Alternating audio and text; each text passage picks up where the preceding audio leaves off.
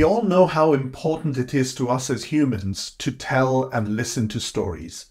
Just think about your daily communication.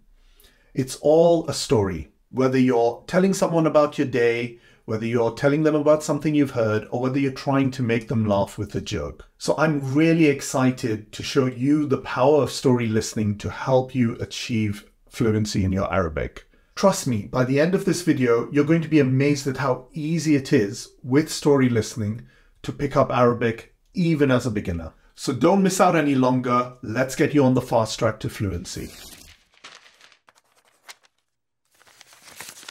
Assalamu alaikum, ahlan wa sahlan wa marhaban bikum. My name is Ryan from Arabic Workshop, and on this channel, we show you how to get fluent in Arabic using methods that are evidence-based, that fit into your busy life, and most importantly, bring joy back into your process. Story listening is described as using stories to create rich, compelling, and comprehensible environments for listeners to acquire language.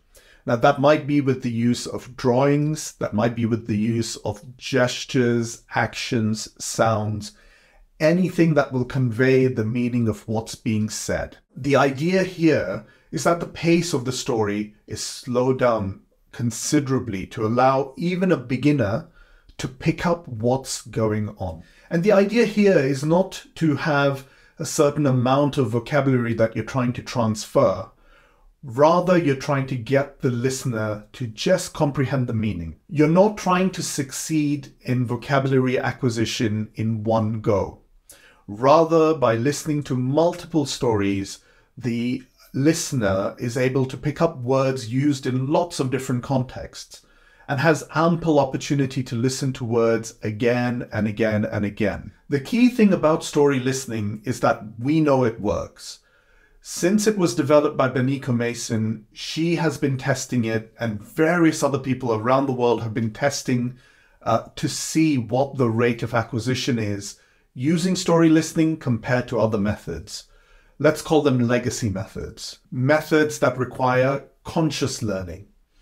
And some studies have reported 10 times to maybe 24 times higher rates of acquisition at 7 weeks, at 12 weeks, compared to conscious learning techniques. It's thought that the reason for this is that more time is taken, that there's a lot more repetition, that words and phrases are put into context, and most importantly, the affective filter, that anxiety that listeners feel when they are under pressure to perform, has been removed by the fact that there aren't any comprehension exercises associated with this type of learning. It seems to hold the attention low. Since we did our trial story for the First Steps playlist, I'm having really interesting conversations with you. People have got in touch to tell me how it has sparked a motivation in them because they're suddenly understanding words, they're suddenly understanding meaning. Have a look at this comment that we were sent on the video, clearly illustrating the excitement that you would get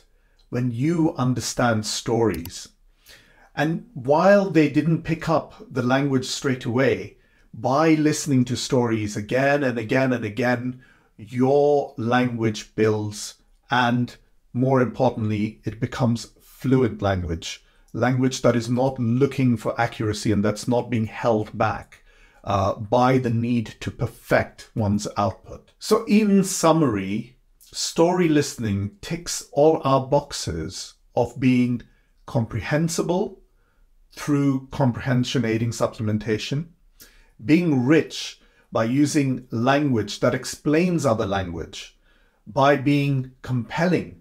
Stories keep us interested. Sometimes they keep us excited while we're trying to find out what the resolution to the conflict is. And by listening to them again and again, you tick the box for abundant input. So if these 4 concepts are new to you, I have a video here on optimizing your input for Arabic fluency. But if you want to dive right in, we're building a playlist here for story listening for absolute beginners. Okay, speak to you soon. Ma'as salama.